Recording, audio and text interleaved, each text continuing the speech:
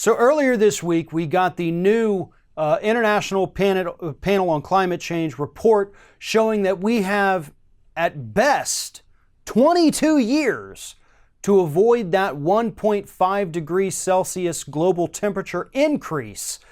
And if we do not avoid it within the next 22 years, the damage will become irreparable, and we're going to have to learn how to live with a warming planet and all of the climate catastrophes that come along with it. Now, this specific report was actually based on 6,000 scientific references from 91 authors across 40 countries.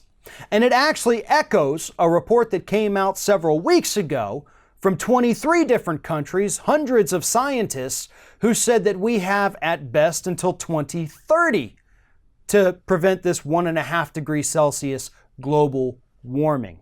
The IPCC gives us an extra 10 years, but most climate scientists say if we don't do it by 2030, there's no chance of it happening, and that's when we hit the quote-unquote point of no return.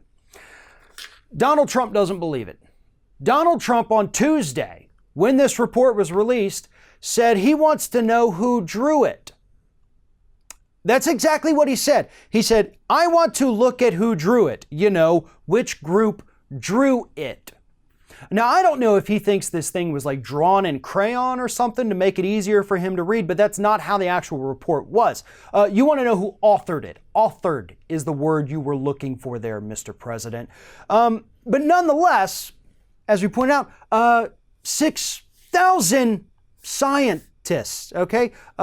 91 different authors put together based on 6,000 different scientific reports over the last few years. So if you want to take the time and go read all those, be my guest. I would love it if you did. But I know you're not. You're not even going to read this report. Here's the thing, though. It's not just that he said he wants to know who drew it, because you can actually see the author's name on the report.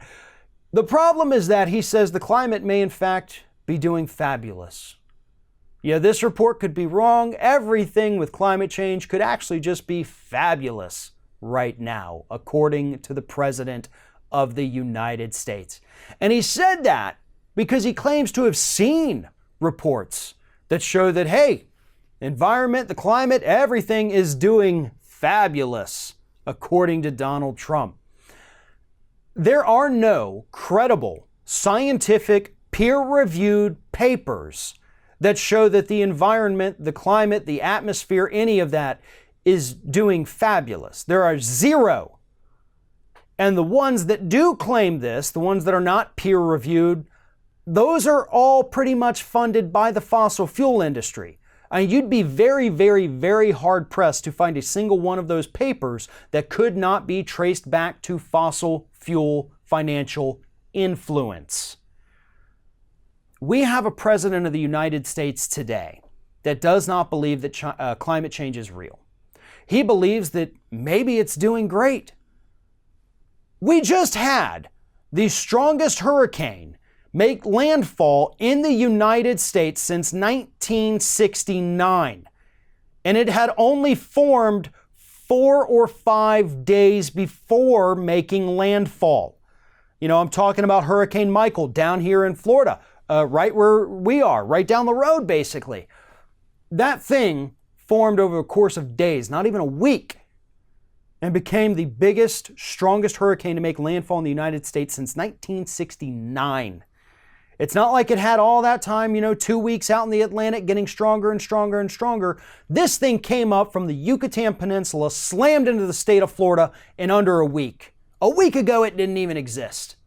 So you can't tell me that the rising temperatures in the Gulf of Mexico that allowed this storm to get so big and so strong so quickly is not a direct result of climate change.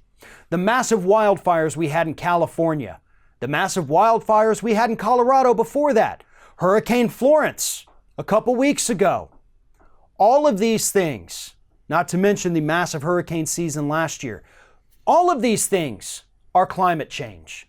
So even if you don't want to read the report, even if you don't find out who drew it, if you want to see that the environment, that the climate, the atmosphere, everything is not doing fabulously, all you have to do is turn on the Weather Channel for about 20 minutes. that's going to give you a pretty good idea of just how horrible our climate has become today.